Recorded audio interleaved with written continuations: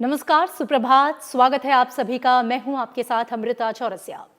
आप देख रहे हैं सुबह 9 बजे। संसद के मॉनसून सत्र के लिए लगभग पूरी तैयारियां हो चुकी हैं। राज्यसभा के सभापति एम वेंकैया नायडू ने सभी व्यवस्थाओं का जायजा लिया है, तो वहीं लोकसभा अध्यक्ष ओम बिरला ने भी लगातार दूसरे दिन विभिन्न एजेंसियों के अधिकारियों के साथ बैठक की है, विस्तार से चर्चा की है। इधर केंद्रीय गृह मंत्रालय ने जम्मू कश्मीर संघ शासित क्षेत्र के प्रशासन के सुचारू कामकाज के लिए एक अधिसूचना जारी की है, जिसके बारे में देंगे विस्तार से जानकारी। इसके अलावा भारत और सिंगापुर ने रक्षा और सुरक्षा साझेदारी को मजबूती देने और समुद्री क्षेत्र पर ध्यान केंद्रित करने की प्रतिबद्धता जताई। भारत सिंगापुर रक्षा नीति संवाद बैठक की देंगे विस्तार से जानकारी। इसके अलावा कोरोना से जुड़ा हुआ हर अपडेट और देश दुनिया की बाकी अहम खबरें। आइए शुरुआत करते हैं खबरों के सिलसिले की। संसद के मॉनसून सत्र से संबंधित तैयारियों को अंतिम रूप देने के लिए लोकसभा अध्यक्ष ओम बिरला ने लगातार दूसरे दिन विभिन्न एजेंसियों के अधिकारियों के साथ बैठक की। उन्होंने कहा कि संसद चले और किसी तरह संक्रमण ना फैले, इसके लिए सभी संभव उपाय किए जाएंगे। सभी सांसदों से कोविड-19 का टेस्ट करवाने के आग्रह के साथ ही इस बार कई तरह की व्यवस्थाओं में व्यापक बदलाव किया जा रहा है। लोकसभा अध्यक्ष ओम बिरला ने कोविड-19 के मद्देनजर संसद के मॉनसून सत्र की तैयारियों को अंतिम रूप देने के लिए दोनों सदनों के अधिकारियों, स्वास्थ्य मंत्रालय, एम्स, आईसीएमआर, डीआरडीओ और दिल्ली सरकार के स्वास्थ्य विभाग के विशेषज्ञों के साथ बैठक की। बैठक के बाद उन्होंने कहा कि दोनों सदनों में बैठने की व्यवस्था कोविड-19 के मद्देनजर स्वास्थ्य मंत्रालय के दिशा निर्देशों के अनुरूप होगी। उन्होंने सांसदों से कोविड-19 जांच कराने का अनुरोध भी किया। साथ ही कहा कि मंत्रालय के अधिकारियों, मीडिया के प्रतिनिधियों, लोकसभा और राज्यसभा सचिवालय के कर्मचारियों सहित संसद भवन परिसर में प्रवेश करने की संभावना वाले सभी लोगों को सत्र शुरू होने से पहले कोरोना संबंधी जांच करानी होगी। संसद के सत्र की व्यापक तैयारी शुरू कर दी है। हमारी कोशिश है कि व्यापक स्वास्थ्य सुरक्षा के इंतजाम के साथ सदन को सुरक्षित तरीके से चलाया जाए। सभी माननीय संसद सदस्य व्यापक रूप से कोविड संक्रमण की गाइडलाइन का पालन करते हुए सत्र चलाने में सहयोग करेंगे। बैठक के दौरान उन्होंने निर्देश दिया कि संसद के मॉनसून सत्र के मद्देनजर स्वास्थ्य सुरक्षा को लेकर विशेष सतर्कता बरती जाए और संसद परिसर में भी स्वास्थ्य जांच के लिए व्यापक इंतजाम किए जाएं। लोकसभा स्पीकर के निर्देशों के अनुसार कोरोना संक्रमण से बचाव के हर संभव उपाय किए जा रहे हैं। इसके लिए संसद परिसर और संसद भवन में प्रवेश के समय थर्मल गन और थर्मल स्कैनर से तापमान की जांच की जाएगी। इसके अतिरिक्त संसद परिसर में सैनिटाइजेशन की व्यवस्था की जाएगी। पूरे परिसर में कोविड-19 से बचाव के दिशा निर्देशों का सख्ती से पालन किया जाएगा। चिकित्सा, आईसीएमआर, अन्य विशेषज्ञ लोगों के साथ हमने चर्चा की है, सलाह की है। उनकी सलाह, उनकी चर्चा के आधार पर जो और व्यापक इंतजाम करने की आवश्यकता होगी, हम व्यापक इंतजाम करेंगे। लेकिन सब सुरक्षित रूप से सदन चले, सुचारू रूप से चले, सदन में सार्थक चर्चा, वाद विवाद हो, इसकी समुचित व्यवस्था की जाएगी। लोकसभा चेंबर में सामाजिक दूरी और अन्य दिशा निर्देशों का पालन किया जाएगा। सांसदों को अपनी बात बैठकर रखने की अनुमति भी दी जा रही है, ताकि खड़े होकर बोलने पर संक्रमण की किसी खतरे की गुंजाइश न रहे। इस बार संसद सत्र के दौरान आम लोगों को संसद परिसर में प्रवेश नहीं दिया जाएगा। सोशल डिस्टेंसिंग बनाए रखने के लिए दर्शक दीर्घाओं में सांसदों के बैठने की व्यवस्था की जाएगी। लोकसभा अध्यक्ष ने ये भी निर्देश दिया कि सत्र के दौरान अधिकारियों और कर्मचारियों की स्वास्थ्य जांच की व्यवस्था की जाए। इस संदर्भ में कर्मचारियों के लिए विस्तृत गाइडलाइन बनाई जा रही है। आवश्यकता होने पर कर्मचारियों की संख्या कम की जा सकती है। मंत्रालयों के अधिकारियों और सांसदों के स्टाफ की भी जांच की जाएगी। मीडिया कर्मियों का भी कोविड टेस्ट अनिवार्य होगा। अरविंद कुमार सिंह के साथ ब्यूरो रिपोर्ट, राज्यसभा टीवी। संसद के मॉनसून सत्र के लिए सभी तैयारियां लगभग पूरी कर ली गई हैं। राज्यसभा के सभापति एम वेंकैया नायडू ने गुरुवार को ही उच्च सदन में सभी व्यवस्थाओं का खुद जायजा लिया। राज्यसभा के महासचिव देश दीपक वर्मा ने कहा कि आगामी सत्र को लेकर सभी इंतजाम कर लिए गए हैं। कोरोना महामारी के चलते संसद के मॉनसून सत्र में राज्यसभा के सदस्यों को एक ही सदन में बैठाने के बजाय विभिन्न स्थानों पर बैठाया जाएगा, ताकि सदस्यों के बीच सोशल डिस्टेंसिंग से जुड़े मानदंडों का कड़ाई से पालन सुनिश्चित किया जा सके। कई सुरक्षा उपायों के साथ साथ कई अन्य विशेष इंतजाम भी किए जा रहे हैं, जो भारतीय संसद के इतिहास में पहली बार हैं। राज्यसभा के महासचिव तेजदीपक वर्मा ने राज्यसभा टीवी से खास बातचीत में कहा कि सभी सदस्यों को जल्दी नए प्रावधानों से वाकिफ किया जाएगा। First time the Rajya Sabha and of course on the other days the Lok Sabha, will get extended right up to the galleries. So the extension is horizontally right up to the chamber of the Lok Sabha and vertically right up to the galleries. And the entire place will now become a part of the Rajya Sabha chamber, and the members are going to be seated not only in the chamber but also in the galleries and also in the Lok Sabha, and both the places are connected with the and the RSTV would be of course covering it, and the members, when they are speaking from the Lok Sabha or they are speaking from the Rajya Sabha galleries or from the chamber, it would be seamless as if they are speaking from inside the Rajya Sabha chamber. So that is a different kind of experience that the members are going to experience for the first time. Rajya Sabha के महासचिव तेजदीपक वर्मा ने ये भी बताया कि सत्र के पहले सप्ताह में ही उच्च सदन के उपसभापति के चुनाव होने की संभावना है। So the provision of the rules of business is that the election of the deputy chairman should be taken as soon as possible. So we are making arrangements for that, and hopefully we will do it in the first week of the session. Rajya Sabha के सभापति M Venkaiah Naidu ने सचिवालय को निर्देश दिया था कि कोविड-19 के चलते सोशल डिस्टेंसिंग से जुड़े दिशा निर्देशों को ध्यान में रखते हुए किए जा रहे उपायों और इंतजामों को सुनिश्चित करने के काम में तेजी लाई जाए। कृति मिश्रा, राज्यसभा टीवी।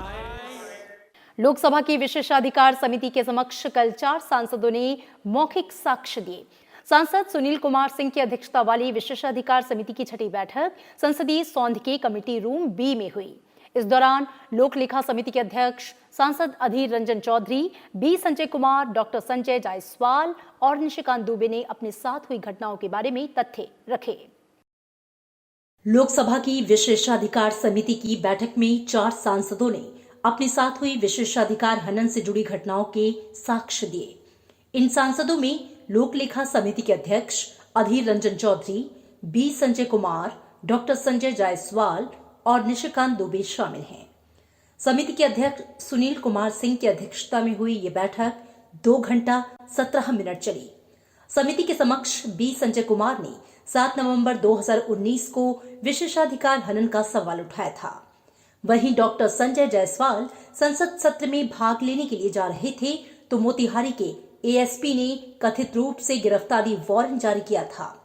सांसद अधीर रंजन चौधरी ने शिकायत की थी कि दिल्ली के विजय चौक पर तैनात दिल्ली पुलिस के अधिकारियों ने उनको सत्र में भाग लेने के लिए संसद भवन की ओर बढ़ने में बाधा डाली।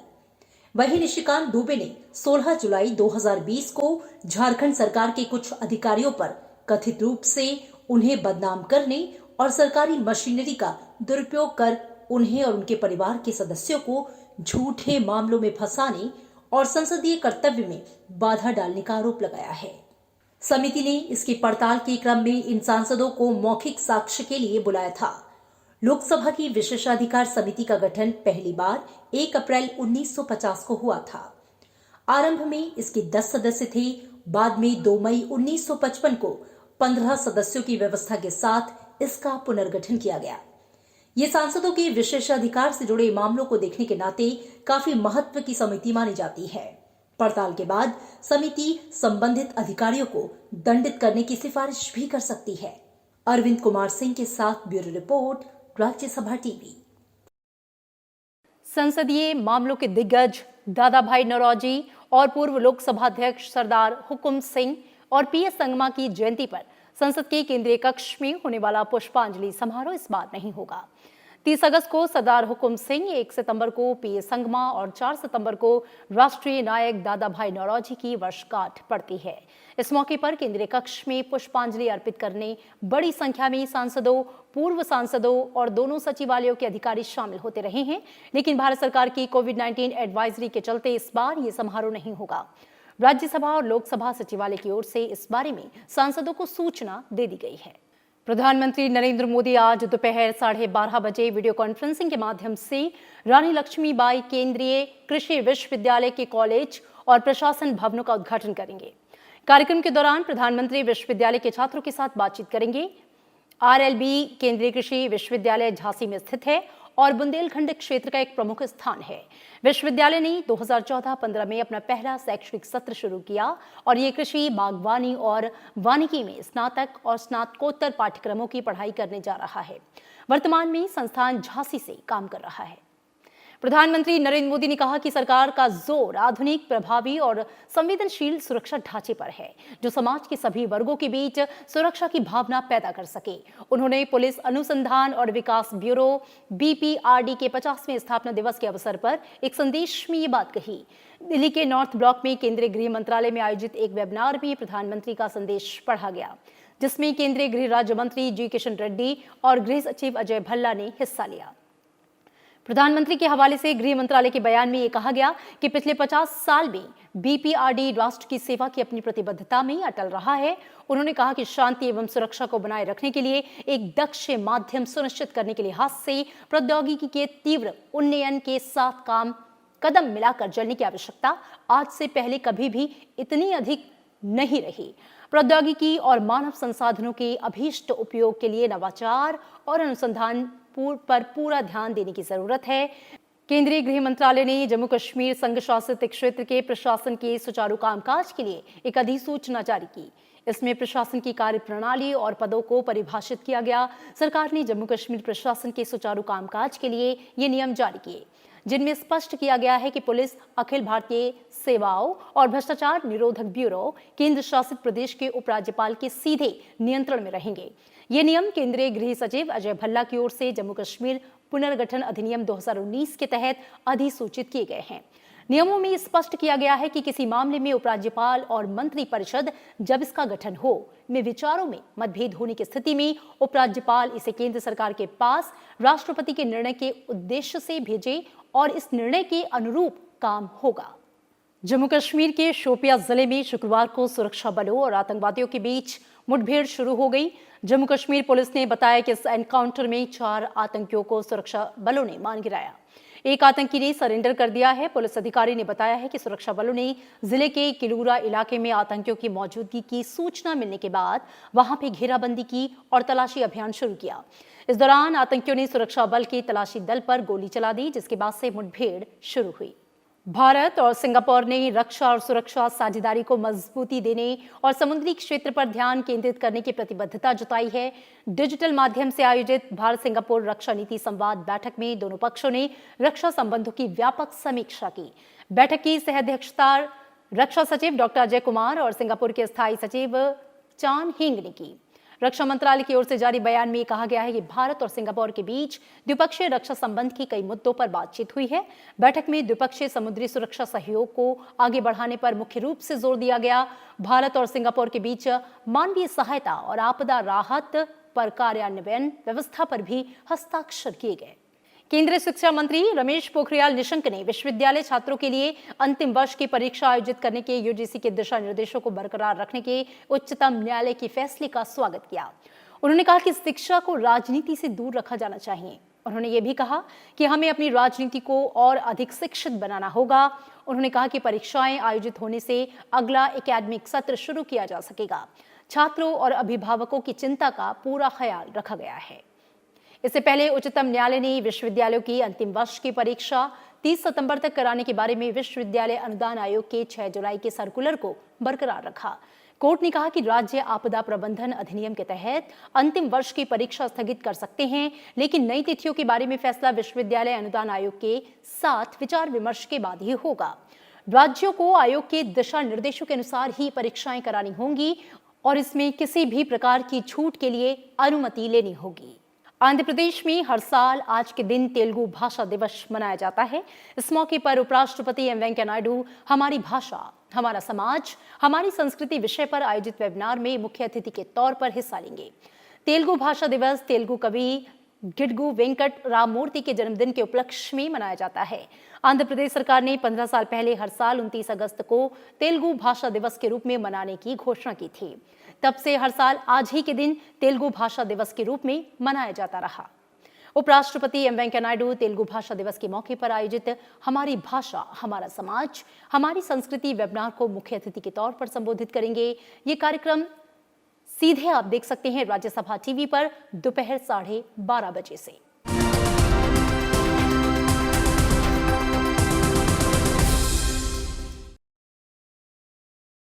और इसी के साथ यहां पर रुकेंगे एक छोटे से ब्रेक के लिए। आप देखते रहिए राज्यसभा टीवी।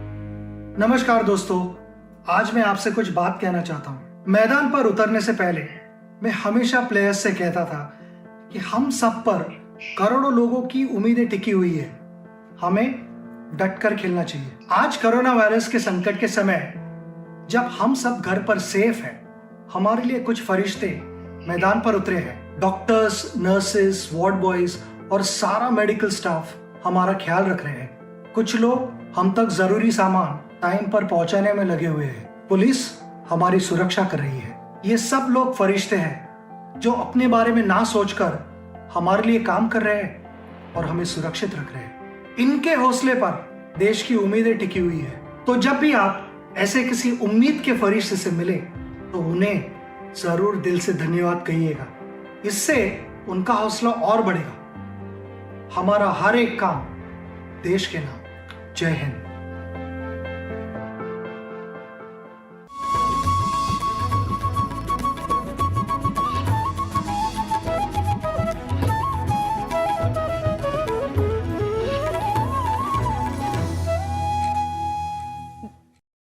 ब्रेक के बाद स्वागत है आप सभी का। टेस्ट, ट्रैक और ट्रीट रणनीति के साथ कोरोना के खिलाफ लड़ाई में मजबूती से आगे बढ़ते हुए देश में अब तक करीब 4 करोड़ कोरोना नमूनों का परीक्षण किया जा चुका है। प्रतिदिन औसतन 8 लाख से अधिक परीक्षणों के साथ भारत में तेज गति से कोविड जांच हो रही है। शुक्रवार को जारी आंकड़ों के मुताबिक 27 अगस्त को देश भर में 9 लाख से ज्यादा टेस्ट किए गए। इसके साथ ही देश में लगातार दूसरे दिन कोविड-19 के 9 लाख से अधिक नमूनों की जांच की गई। भारत ने पहले ही कोविड-19 के 10 लाख परीक्षण प्रतिदिन की क्षमता हासिल कर ली है। बीते 2 सप्ताह में कोविड-19 के 1 करोड़ से अधिक नमूनों की जांच की गई। देश में प्रतिदिन 10 लाख आबादी पर भी जांच की संख्या में लगातार तेजी देखी जा रही है और दैनिक परीक्षण में वृद्धि की वजह से औसत दैनिक पॉजिटिविटी दर में कमी आई है। देश भर में कोविड की जांच करने वाली प्रयोगशालाओं की संख्या भी तेजी से बढ़ रही है। देश भर में अब 1564 कोविड जांच प्रयोगशालाएं हैं। इनमें से 998 सरकारी और 566 निजी प्रयोगशालाएं हैं। देश भर में कोरोना संक्रमितों की संख्या 34 लाख के पार पहुंच गई है, लेकिन केंद्र और राज्य सरकारों के समन्वित प्रयासों से देश में स्वस्थ हो चुके कोरोना मरीजों की संख्या भी तेजी से बढ़ रही है। देश में कोविड-19 से ठीक होने वाली मरीजों की संख्या 26 लाख को पार कर गई है। शुक्रवार को जारी आंकड़ों के मुताबिक देश में एक ही दिन में 60,000 से ज्यादा लोगों के ठीक होने के साथ ही इस बीमारी से ठीक होने की दर भी 76.28% पहुंच गई। कोरोना मरीजों के ठीक होने की रिकॉर्ड संख्या में सक्रिय मामलों की संख्या में कमी आई है और ये सिर्फ 21.90% है। स्वस्थ हो चुके कोरोना मरीजों की लगातार बढ़ती संख्या की वजह से सक्रिय मामलों के साथ अंतर भी 18 लाख से अधिक हो चुका है। स्वास्थ्य कर्मियों के समर्पित प्रयासों से कोरोना मामलों में मृत्यु दर लगातार घट रही है और अब ये 1.82% पर रह गई। और अब बात करते हैं कोविड के दौरान राज्यों के हालात की। पंजाब के मुख्यमंत्री कैप्टन अमरिंदर ने 2 विधायकों के कोरोना टेस्ट पॉजिटिव आने के बाद से सरकारी प्रोटोकॉल और डॉक्टरी परामर्श के अनुसार खुद को 7 दिन के लिए क्वारंटीन रखने का फैसला किया है। पंजाब के मुख्यमंत्री हाल ही में विधानसभा में दोनों विधायकों के संपर्क में आए थे और इससे पहले पंजाब के मुख्यमंत्री कैप्टन अमरिंदर सिंह ने एम सेवा व्हाट्सएप चैटबॉट की शुरुआत की ताकि कोविड के दौरान आम लोगों को उनकी समस्याओं को सुलझाने में मदद मिले। इसके लिए 8750975975 नंबर पर या तो मिस्ड कॉल देकर या व्हाट्सएप संदेश भेजकर चैटबॉट की सुविधाओं को लिया जा सकता है। वहीं चंडीगढ़ प्रशासन के मुताबिक दुकानें और बाजार हर शनिवार और रविवार को खुले रहेंगे। हालांकि प्रशासन ने शहर के भीड़भाड़ वाले बाजारों में दुकान खोलने को लेकर 3 सितंबर तक ऑड इवन सिस्टम को जारी रखने का फैसला किया है। हरियाणा में कोरोना के बढ़ते मामलों को देखते हुए आवश्यक वस्तुओं को छोड़कर शॉपिंग मॉल और दुकानें शहरी क्षेत्रों में सोमवार और मंगलवार को बंद रहेंगे। शनिवार और रविवार को दुकानों और शॉपिंग मॉल खुले रहेंगे। पश्चिम बंगाल में 7, 11 सितंबर और 12 सितंबर को पूरी तरह से लॉकडाउन रहेगा।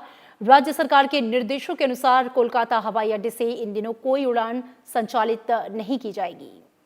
वहीं तमिलनाडु में चेन्नई मेट्रोपॉलिटन डेवलपमेंट एजेंसी ने कोयम्बेडु में शहर के थोक बाजार को चरणबद्ध तरीके से खोलने का ऐलान किया है।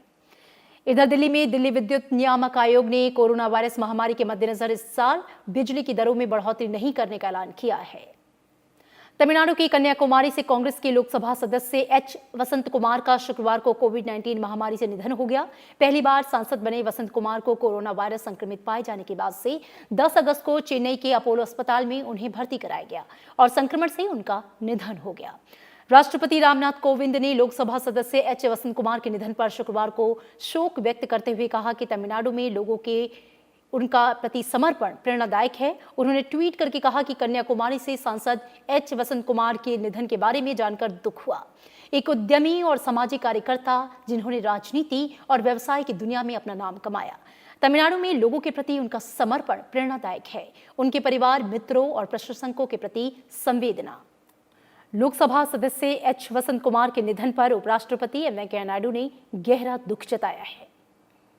प्रधानमंत्री नरेंद्र मोदी ने लोकसभा सांसद एच वसंत कुमार के निधन पर शोक व्यक्त किया। उन्होंने ट्वीट करके कहा कि लोकसभा सांसद एच वसंत कुमार जी के निधन से वे दुखी हैं। व्यापार और समाज सेवा के प्रयासों में उनकी प्रगति उल्लेखनीय थी। उनके साथ अपनी बातचीत में मैंने हमेशा तमिलनाडु की प्रगति के प्रति उनका जुनून देखा, उनके परिवार और समर्थकों के प्रति संवेदनाएं। पूर्व राष्ट्रपति प्रणब मुखर्जी की सेहत में कोई सुधार नहीं हुआ। दिल्ली के कैंटोनमेंट के आर्मी रिसर्च एंड रेफरल अस्पताल के मुताबिक पूर्व राष्ट्रपति की गहन देखभाल की जा रही है और उनके फेफड़ों में संक्रमण तथा गुर्दों की समस्या का इलाज जारी है। वो अब भी गहरे कोमा में हैं और वेंटिलेटर सपोर्ट पर हैं। वो हीमोडायनेमिकली स्थिर हैं। पूर्व राष्ट्रपति को 10 अगस्त को अस्पताल में एडमिट कराया गया था और उनकी मस्तिष्क की सर्जरी की गई।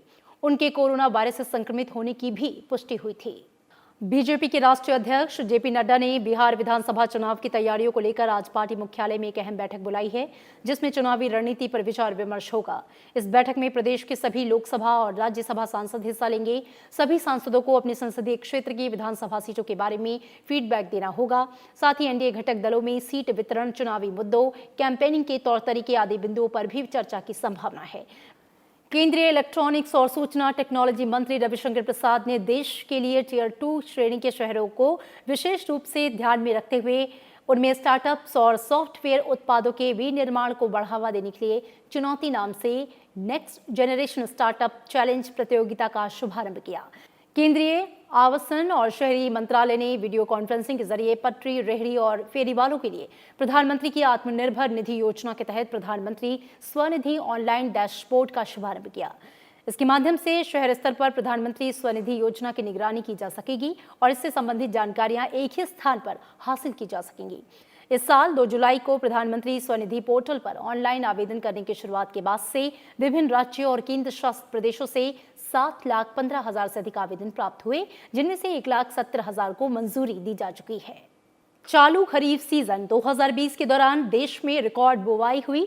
केंद्रीय कृषि एवं किसान कल्याण मंत्री नरेंद्र सिंह तोमर ने इसका श्रेय किसानों को देते हुए कहा कि किसानों की उन्नति की सरकार का लक्ष्य है। इसके लिए तमाम योजनाएं और कार्यक्रम लागू किए गए। उन्होंने जानकारी देते हुए कहा कि वर्तमान खरीफ मौसम 2020 में रिकॉर्ड 1082.22 लाख हेक्टेयर क्षेत्र को कवर किया गया, जो कि 2000 की तुलना में 13 लाख हेक्टेयर अधिक है। खरीफ 2019 के दौरान कुल कवरेज 1069.5 लाख हेक्टेयर था, जबकि पिछला रिकॉर्ड कवरेज खरीफ 2016 के दौरान 1075.71 लाख हेक्टेयर था। नरेंद्र तोमर ने कहा कि कृषि मंत्रालय ने कोरोना महामारी के चलते लॉकडाउन के दौरान भी बीज, कीटनाशक, उर्वरकों, मशीनरी और ऋण की समय पर व्यवस्था कराई। वर्ष 2021 के पद्म पुरस्कारों के लिए ऑनलाइन नामांकन की प्रक्रिया 15 सितंबर तक उपलब्ध होगी। पद्म सम्मान विभिन्न विषयों में विशेष उपलब्धियों और सेवाओं के लिए दिए जाते हैं। केंद्रीय गृह मंत्रालय ने एक बयान में कहा कि पद्म पुरस्कारों के लिए नामांकन या सिफारिशें केवल ऑनलाइन की जा सकती हैं। इसके लिए एक विशिष्ट वेबसाइट है। बयान में कहा गया कि पद्म पुरस्कारों का ऑनलाइन नामांकन या सिफारिशों की प्रक्रिया 1 मई से शुरू हुई और इसकी आखिरी तारीख 15 सितंबर है। हर साल की तरह इस साल भी 29 अगस्त को भारत राष्ट्रीय खेल दिवस मना रहा है। हॉकी के जादूगर कही जाने वाली मेजर ध्यानचंद की याद में ये दिन समर्पित है। खेलों में देश का नाम रोशन करने वाले खिलाड़ियों को अलग अलग श्रेणी में पुरस्कार दिए जाते हैं। हर बार खेल दिवस का पुरस्कार समारोह राष्ट्रपति भवन में आयोजित होता है, लेकिन इस साल कोविड-19 महामारी के कारण पहली बार राष्ट्रीय खेल पुरस्कार वितरण समारोह वर्चुअल आयोजित किया जाएगा।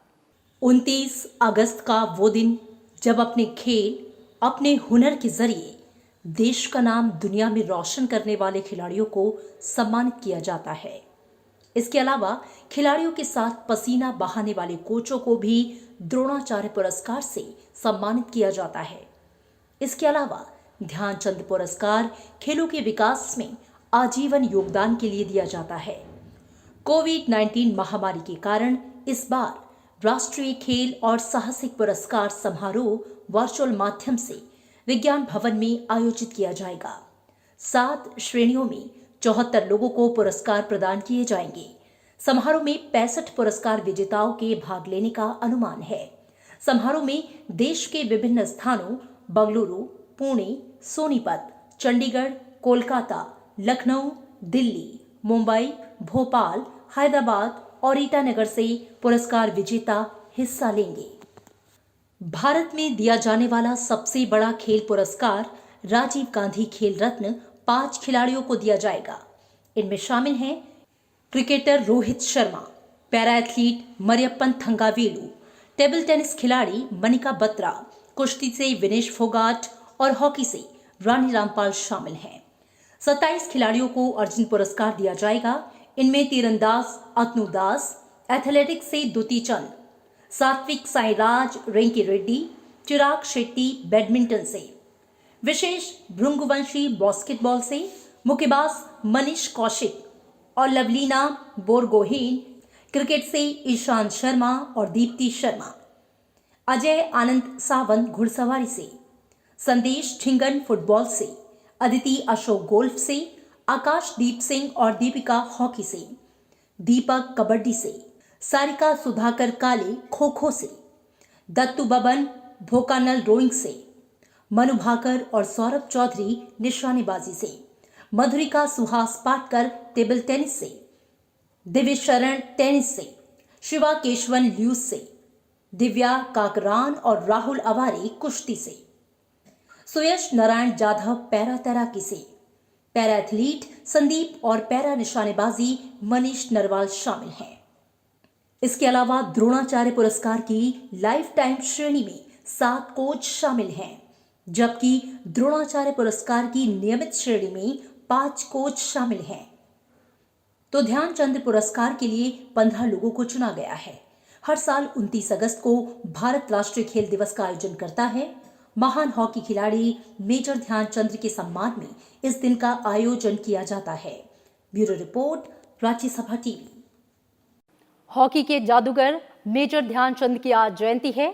29 अगस्त 1905 को उत्तर प्रदेश के इलाहाबाद में जन्मे ध्यानचंद ने 1928, 1932 और 1936 के ओलंपिक में भारत को स्वर्ण पदक दिलाने में अहम भूमिका निभाई।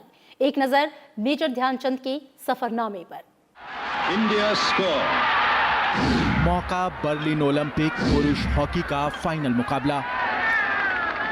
हॉकी स्टिक से गेंद को दूसरे खिलाड़ियों से छीनकर आगे बढ़ते ये हैं हॉकी के युग पुरुष मेजर ध्यानचंद। भारतीय टीम ने इस मैच को 8-1 से जीता और ओलंपिक में तीसरा स्वर्ण पदक हासिल किया। इस जीत के साथ कप्तान ध्यानचंद का नाम भारतीय हॉकी के इतिहास में हॉकी के जादूगर के रूप में दर्ज हो गया।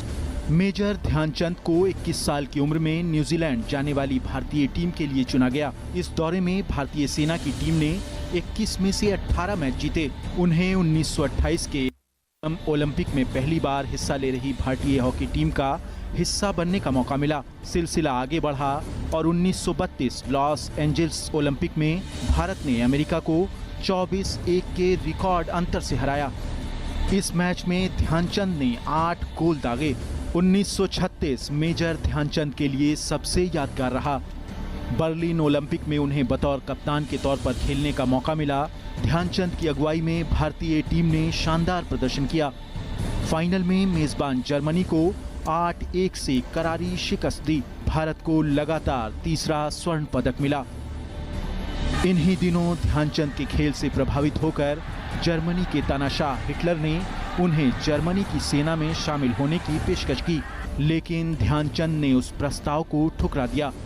1948 में 43 साल की उम्र में ध्यानचंद ने अंतर्राष्ट्रीय हॉकी को अलविदा कह दिया। मेजर ध्यानचंद को 1956 में पद्म भूषण से सम्मानित किया गया।